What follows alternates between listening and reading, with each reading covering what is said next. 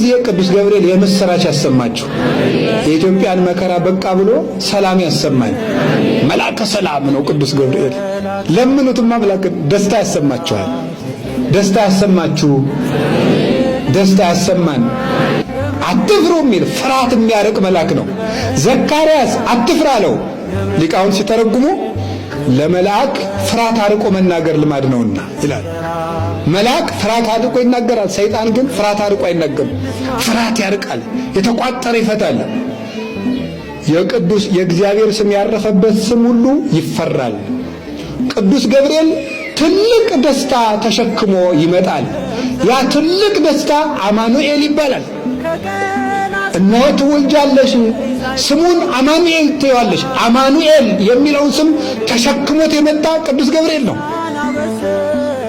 ሐዘን ለነበረበት ዓለም ለመጀመሪያ ጊዜ የመጀመሪያውን ደስታ ይዞት የመጣው ቅዱስ ገብርኤል ነው። ገብርኤል በሉ እስኪ።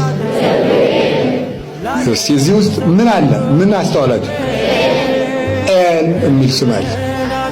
አሁን ገብርኤል ብለን በጠራን ጊዜ በዚህ በቅዱስ ገብርኤል ስም ላይ የማን ስም እንደ ዘይት ፈሷል? የእግዚአብሔር ስም ፈሷል።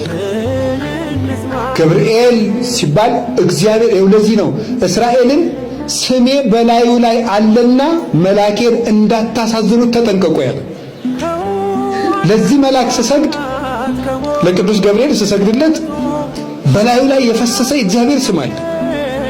ይሄን ስም ይዞ ነው የሚመጣ። ቅዱስ ገብርኤል ሲመጣ ገብርኤል ገብርኤል ገብርኤል ሲሉት ሊቃውንቱ በማህሌት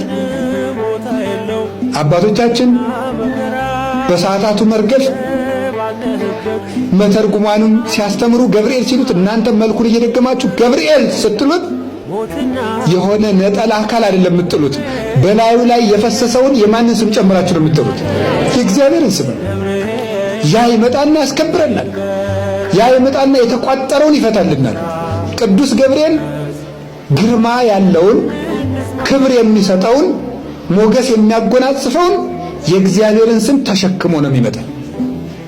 እስመ እግዚአብሔር ይሁ ክብረ ወሞገሰ፣ እግዚአብሔር ክብርን ባለሟልነትን ይሰጣል።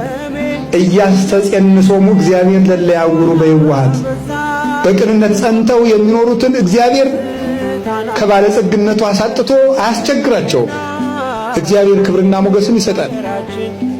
ገብርኤል የሚለው ስም ይፈራል። ለኛም ፈራው እንወደዋለን። አጋንንት ይፈሩታል። ለምን?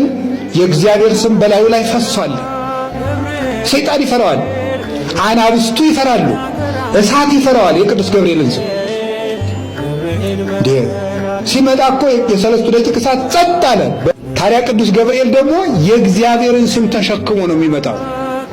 ጎበዝ፣ የእግዚአብሔር ስም እኮ ሰማይና ምድርን እንደ ቅቤ ያቀልጣቸዋል። ይሄን ስም ተሸክሞ ለሚመጣ መልእክተኛ አፈር ትቢያ ቢልሱለት ያንሰዋል እንጂ ይበዛበታል። ይሄን ስም ተሸክሞ ለሚመጣ ገብርኤል ይሄን ይዞ ነው የሚመጣ። እሱ ሲመጣ ለዚህ ነው ምድር ትንቀጠቀጣለች። እምነገጹ ለመላክ በረሃት ምድር አይደል ያለ ቅዱስ ዮሐንስ። ከመላኩ ፊት የተነሳ ምድር አበራች ነው የሚለው ራዕየ ዮሐንስ ላይ። ከመላኩ ፊት የተነሳ ምድር አበራች። ጨለማ የሚፈራው ስም ነው ገብርኤል ማለት። እውነቴን ነው የምነግራችሁ፣ መልአከ ብርሃን ነው። ወሶበሬ እግዚአብሔር ለሊሁ እግዚአብሔር ንጽሕና ይፈነወ መልአኮ ብርሃናዊ ዘመጽሐቤኪ። እግዚአብሔር ንጽሕናሽን ቅድስናሽን ባየ ጊዜ ተርታ መላክ አይደለ ባለሟል መላኩን ያልታወቀ መላክ አይደለ ቅዱስ ገብርኤልን መላከ ጽልመት አይደለ መላከ ብርሃንን ቅዱስ ገብርኤልን ላከል ወደ አንቺ ላከ ነው ያለባሪ ያውቀስ። የቅዱስ ገብርኤል ስም ግርማ አለው። ሲመጣ እሳት ይፈራዋል።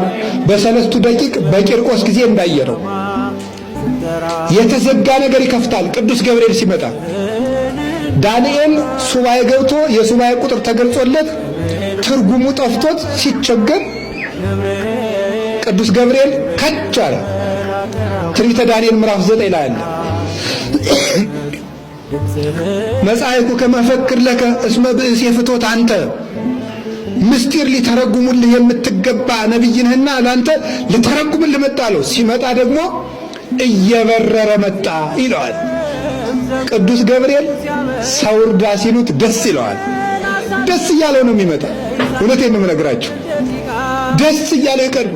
ደግሞ ደስታ ታድሎታል።